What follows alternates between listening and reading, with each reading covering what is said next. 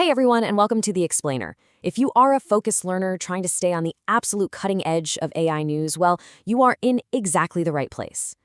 Today, we're diving headfirst into a massive paradigm shift in AI safety. We're going to unpack some truly groundbreaking new research that just got accepted to the prestigious ACL 2026 conference. This paper completely flips our understanding of what actually makes an autonomous AI agent safe, especially when it's out there interacting with the messy, completely unpredictable open web. Okay, here's our roadmap for today. First, a new AI failure mode. Second, the WebDecept framework explained. Third, why prompting fails agents. Fourth, architectural defenses for production. And finally, deployment readiness and safety. Let's jump right in. Section 1. A new AI failure mode. So, for the last couple of years, the entire AI industry has been hyper-focused on this one specific type of danger when building agents. But as these web agents move from isolated, neat little demos into actual production, the ground beneath them is totally shifting. We really have to pivot away from our standard developer assumptions. We're looking at a huge shift from the old fear to the new threat. The old fear was all about back-end model hallucinations. We obsessed over API safety. We worried about the underlying language model making up facts or breaking character. But the new threat? Front-end interface manipulation. Just think about it. When an AI is navigating an e-commerce site, the danger isn't really that the AI will hallucinate a product out of thin air. No, the real danger is that the website itself is actively trying to deceive the AI through the user interface. It's an urgent new reality that we just can't ignore anymore. Section 2. The WebDecept framework explained. Now, to understand exactly how big of a threat this really is, we need to look at the incredible core research conducted by Zijing Shi, Meng Feng, and Ling Chen. They didn't just sit around and hypothesize about this problem. They went ahead and built a rigorous diagnostic tool to test it. And that tool is called WebDecept. It's essentially a lightweight, highly configurable plugin framework that operates entirely at the front-end rendering layer. It actually intercepts the document object model, the DOM, and it injects deceptive UI elements right while the web agent is actively trying to complete a task.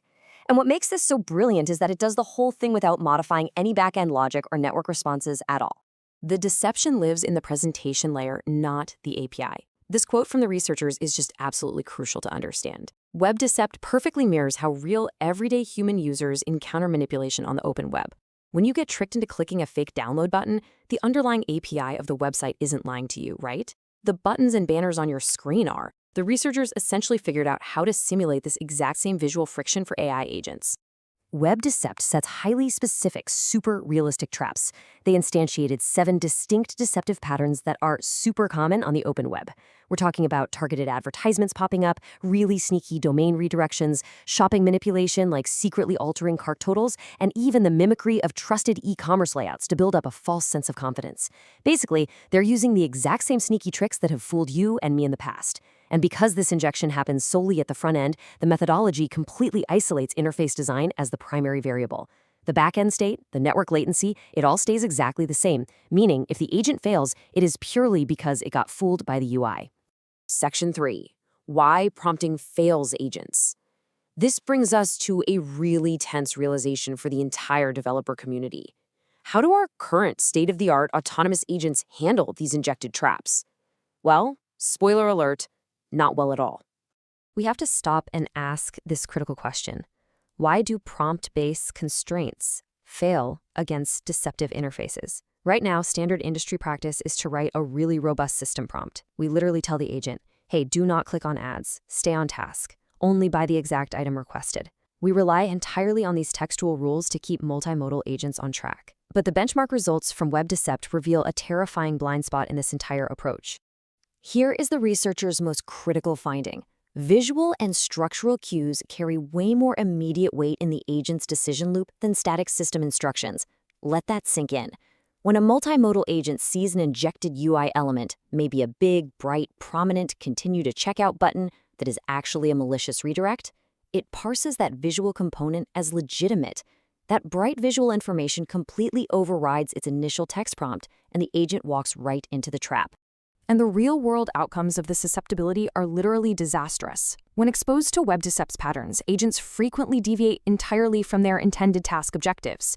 Even worse, they actually complete unintended purchases, meaning they spend real money on the wrong things, or they just eagerly follow malicious redirections. The researchers found a very clear direct correlation here. Factors like visual prominence and the contextual placement of deceptive elements directly correlate with higher agent failure rates. If the fake button looks good enough, the agent's going to click it. Section 4.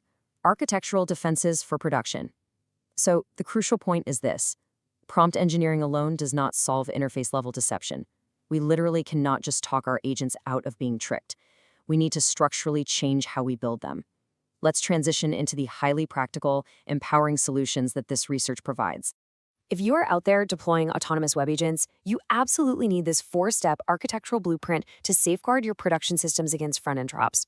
Decouple intent from UI parsing, implement explicit action whitelisting, add verification before mutation, and build CI/CD injection tests. These steps operate independently of the agent's primary reasoning loop, creating a rigid safety net. Let's walk through exactly how to do this. Step 1 is a massive mindset shift. You must decouple intent from UI parsing. Treat the DOM as untrusted input. If your agent relies heavily on a visual or DOM-based state machine, it is going to automatically inherit whatever deception is currently sitting on the page. To fix this, you have to shift your critical decision logic to back-end verification or structured API responses wherever possible. The front end is a liar. Do not trust it as the source of truth for your agent's state. Step 2 involves implementing explicit action whitelisting. You have to constrain your agent's tool calls to a strict allow list. If the AI decides it needs to click a checkout button, your architecture must intercept that intent. You have to verify the button's each ref, its action, and the payload schema before ever allowing the execution. If an action doesn't perfectly match the expected parameters of the task, your system must automatically reject it, no exceptions. Step 3 is arguably the most vital step for e-commerce. Direct execution of an action is just completely unsafe. Instead, you need a secondary validation pass before any state mutation occurs. Any action that modifies state, like adding an item to a cart, changing a shipping address, or confirming a payment, that should trigger a secondary check. This could be a super lightweight secondary LLM call or a strict rule-based check confirming the exact details before that final click is registered. Finally, step 4 drives the whole thing home for developers. Build CI/CD injection tests. You have to treat WebDecept's methodology as a template for your own internal red teaming. You need to create a local plugin that actively simulates targeted ads and domain redirections while your agent is running in your testing pipeline. Look, if your agent fails the injection test in development, it will absolutely fail in the wild. Automate this check. Make sure it runs every single time you update your agent. Section 5. Deployment readiness and safety. Okay, let's move to our final section and see how all of this builds into the big picture. Scaling web agents toward real-world deployment absolutely requires addressing safety right at the interaction layer.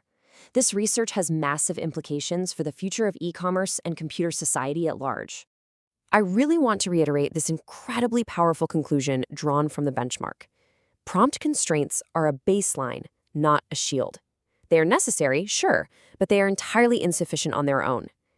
E-commerce platforms are already dealing with visibility gaps created by agent tick shopping. If we don't fortify our agents against interface-level deception, they're going to become massive liabilities. They'll fall for fraud and manipulation at machine speed. Interface-level safety is no longer optional, folks. If you want to dive deeper into this, take note of the archive identifier, 2606.13686. That is the official paper identifier for benchmarking web agent safety under e-commerce deceptive interfaces. I highly encourage you to track down this paper, dig into the WebDecept framework's supplementary materials, and use their associated repositories to secure your own agents. Also, the OSU NLP group maintains a really great repository tracking agent safety research that is absolutely worth your time. Which leaves us with this final critical question to consider. Is your production web agent truly ready to navigate the deceptive open web? Knowing what we know right now about how easily visual cues override system prompts, it is officially time to audit your systems. Take these architectural safeguards, implement them, and ensure your agents are navigating reality, not a mirage. Thank you so much for joining me on this explainer. Keep learning, keep building safely, and I'll see you next time.